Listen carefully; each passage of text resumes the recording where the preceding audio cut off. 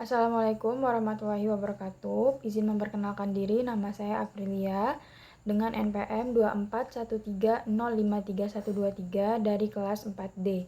Di sini saya akan melakukan uji validita suatu data tabel dalam aplikasi SPSS untuk menguji apakah suatu data itu sudah valid atau belum. Nah, untuk itu selamat menyaksikan. Oke teman-teman, ini adalah tampilan utama dari aplikasi SPSS. Yang pertama itu di bagian variable view, ini ada name, type, width, dan lain-lain. Nah di sini tuh kita bisa ketik name ini jadi nama, lalu kita enter. Nah jadi di bagian type ini di numeric itu kita bisa ubah jadi string. Lalu kita tekan OK dan muncul seperti ini. Nah bagian label ini kita bisa ketik nama, lalu kita enter. Nah setelah itu di bagian ini itu bisa kita ketikkan bt underscore 1. bt itu apa? Jadi bt itu kayak butir soal gitu ya, butir soal 1 keterangannya itu. Terus kita enter. Di sini bt underscore 2 enter, bt underscore 3 enter, bt underscore 4 enter sampai butir soal 10, karena di sini tuh datanya ada 10 ya, jadi kita ketik sampai 10. Nah teman-teman, ini setelah diketik ya, jadi ada di bagian name ini tuh ada nama bt underscore 1 underscore 2 sampai dengan bt soal 10 itu masuk dari butir soal 10, dan ada st itu skor total. Terus setelah itu kita apakan? Kita beralih ke data view.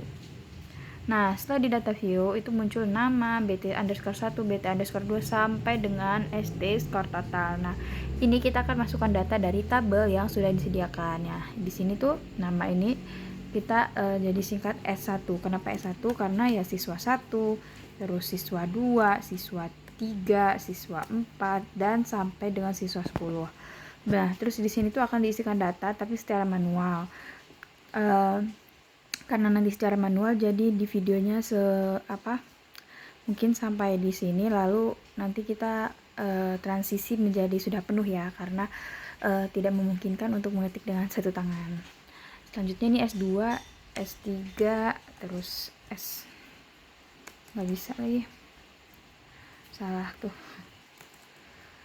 S3, S4. Jadi S4, S1 sampai S10 ini adalah siswa 10. Ada 10 siswa ya. S5, terus itu ada S6. S6. Pokoknya nanti ini sampai S10. Terus di BT ini kita tulis data-data yang akan yang ada di tabel ya. Tabelnya itu kan ada 1 2 S1. Terus itu kita pencet apa? Pencet lanjut 1, lanjut, terus itu ada 0, lanjut, gitu-gitu sampai dia ke skor total ini ya. Terus itu ada 1 1 1 1. Kok banyak banget ya, satunya sampai 7, benar. Terus itu 0 1 1 0 1 1. Sebenarnya ini ada cara mudah kalau kita salin ke Excel, tapi karena kita mau menggunakan pakai SPSS, jadi kita pakainya secara manual ya untuk mengisi ini. Dan oke, kita transisi lagi ya, 1 2. Dan ini adalah data yang sudah kita ketik secara manual ya.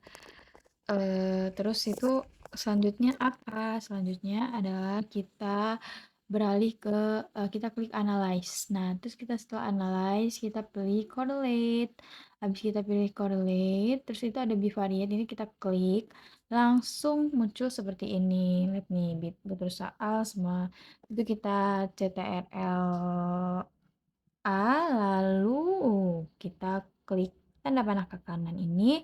Habis itu kita pastikan kalau ini tuh tercentang ya, version, terus ada to tailor. Dan kita klik OK. Dan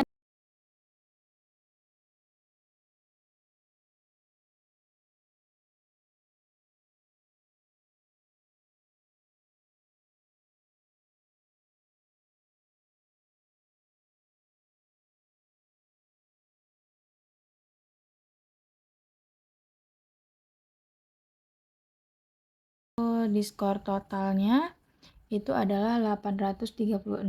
Apakah 836 ini valid? Tentunya iya. Kenapa? Karena kita tuh menggunakan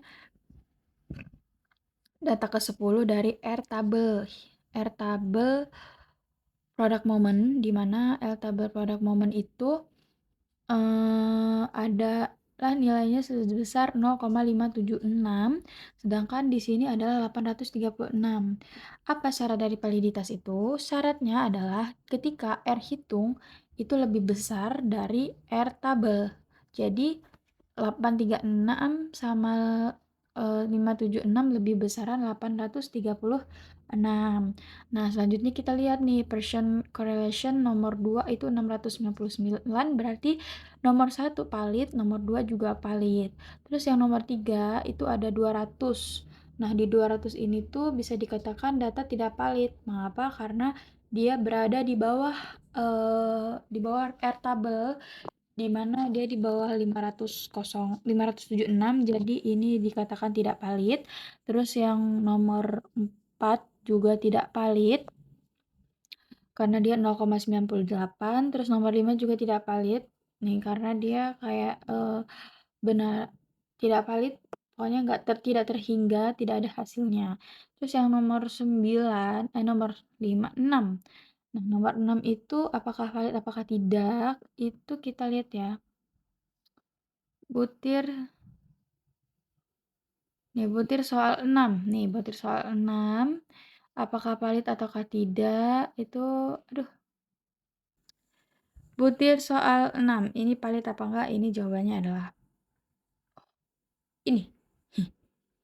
Ini 533 ini adalah nilai dari 224 ini tidak valid, nomor 6. Nomor 6 tidak valid, nomor 7 ini valid 861, nomor 8 ini valid karena dia 749 di atas R tabel. Terus nomor 9 ini tidak valid dan nomor 10 juga tidak valid. Oke, begitu ya teman-teman cara kita menentukan valid atau tidak. Dan menurut hitungan manual kita itu sama, nomor 1 itu valid, nomor 2 valid, 3, 4, 5, 6 itu tidak valid, 7, 8 valid, 9, 10 juga tidak valid. Nah, jadi dapat kita simpulkan bahwa dari skor total ini dalam validitas dari buah tabel itu ada 4 soal yang valid dan 6 soal yang tidak valid. Seperti itu teman-teman. Semoga dari penjelasan ini dapat kita mengerti semuanya ya. Terima kasih. Wassalamualaikum warahmatullahi wabarakatuh.